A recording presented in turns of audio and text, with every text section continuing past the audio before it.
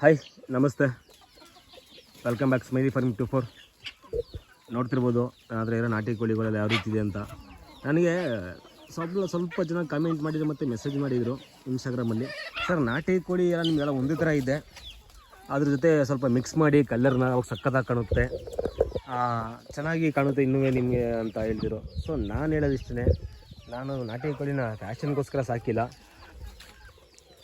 ನೋಡಿ, purity original ನಾಟಿ ಕೋಳಿ ಯಾವ ರೀತಿ ಇರುತ್ತೆ ಅನ್ನೋದು ಗೊತ್ತಾಗಬೇಕು, ಅದಕ್ಕೋಸ್ಕರ ಸಾಕ್ತಾಯಿದ್ದೀನಿ. ಇವೆಲ್ಲ ನನ್ನ ಹತ್ರ ಯಾವುದು ಮಿಕ್ಸ್ಡ್ ಕಲರ್ ಆಗಿದೆ ನೋಡಿ, ಚುಂಚು ಆಗಿರ್ಬೋದು, ಬ್ಲ್ಯಾಕ್ ಆ್ಯಂಡ್ ಬ್ರೌನ್ ಆಗಿರ್ಬೋದು, ಮತ್ತು ವೈಟನ್ನು ಬ್ಲ್ಯಾಕ್ ಆಗಿರ್ಬೋದು, ಇದೆಲ್ಲ ನನ್ನ ಹತ್ರ ಬ್ರೀಡ್ ಆಗಿರೋದೆ. ಸೊ ನನ್ನ ಹತ್ರದ ಅಂತಂದಿದ್ದು ಫಸ್ಟು ಕೋಳಿ ಈ ಥರದಪ್ಪ, ಇದೆಲ್ಲ ಇದು ಓಕೆ, ಈ ಥರದ್ದು ಒಂದು ಕೋಳಿ ಮತ್ತು ನಮ್ಮದು ಹಳೆ ಹುಂಜ ಇದೆ, ಬ್ರೌನು ನಾಟಿ ಹುಂಜ, ಸೀಡ್ ಹುಂಜ ಅಂತ. ಅವೆರಡರಿಂದ ನೋಡಿ ಇಷ್ಟು ಕಲರ್ ಆಗಿದೆ.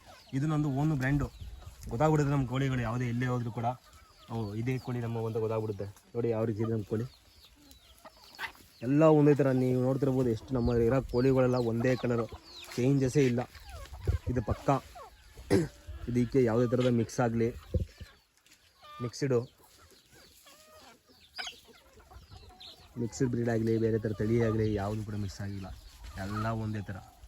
ನೋಡಿ ಯಾವ ರೀತಿ ಇದೆ ನಮ್ಮ ಕೋಳಿಗಳು.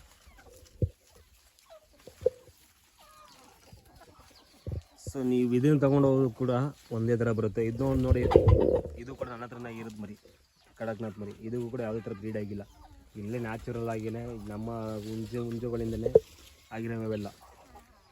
ಸೊ ನಾನು ಇದರಲ್ಲಿ ಎಕ್ಸ್ಪೆಕ್ಟ್ ಮಾಡ್ತಾಯಿದ್ದೀನಿ, ನಮ್ಮ ಹತ್ರ ಇರೋ ಕೋಳಿಗಳಲ್ಲೇ ಬೇರೆ ಬೇರೆ ಕಲರ್ ಬರಲೇಬೇಕಾರೆ ಅಂತ. ನೋಡುವ ಯಾವ ರೀತಿ ಬರುತ್ತೆ ಅಂತ. ನೋಡಿ ಇರೋ ಕೋಳಿಗಳು ಯಾವ ರೀತಿ ಇದೆ ಹೇಳಿದ್ರು. ತುಂಬ ಜನ ನನಗೆ ಕಾಮೆಂಟ್ ಹಾಕಿದ್ದಾರೆ ಮತ್ತು ಮೆಸೇಜ್ ಕೂಡ ಹಾಕಿದ್ದಾರೆ, ಬೇರೆ ಬೇರೆ ಥರ ಕಲರ್ ವೈಟು ಮತ್ತು ಬ್ಲ್ಯಾಕ್ ಕಲರ್ ಇರ್ತದೆಲ್ಲ ತಂದುಬಿಡಿ ಅಂತ.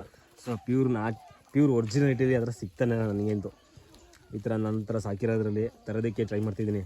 ಫುಲ್ ವೈಟ್ ಒಂದು ಜನ, ಬಟ್ ಆ ಥರ ಎಲ್ಲೂ ಸಿಕ್ಕಲ್ಲ ನನಗೆ. ನಿಮ್ಗೆ ಯಾರಿಗಾರು ಗೊತ್ತಿದ್ರೆ ಪ್ಯೂರ್ ಆ ಥರದ್ದೇ ಒರಿಜಿನಲ್ ಪ್ಯೂರಿಟಿ ಆಗಿರಬೇಕು, ವೈಟು ಅದರ ಹುಂಜ ಹೊಳಿಸಿ ಬೇಕಾರೆ ಕಾಮೆಂಟ್ ಮಾಡಿ ತಿಳಿಸ್ಕೊಡಿ, ನಾನು ತೊಗೋತೀನಿ ಬೇಕಾರೆ. ನೋಡಿ ಯಾವ ರೀತಿ ಇದೆ. ಸೊ ಇನ್ನೊಂದು ನನಗೆ ಫಸ್ಟ್ ಆಫ್ ಆಲ್ ನಂಗೆ ಇಷ್ಟನೇ ಇಲ್ಲ ಕೂಡ ಆ ಥರ ಮಿಕ್ಸ್ಡ್ ಮಾಡೋಕ್ಕೆ.